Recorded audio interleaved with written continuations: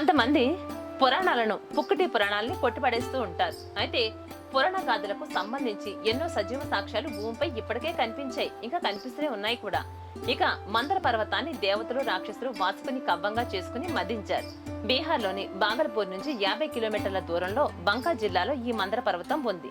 దీన్ని మందరాచల పర్వతం అని కూడా పిలుస్తారు. ఇక మందర శిఖరం 800 అడుగుల ఎత్తు ఉంటుంది. ఇక సముద్ర మదనం సమయంలో మొదటగా హాలహలం ఉద్భవించిన విషయం మనందరికీ తెలిసిందే.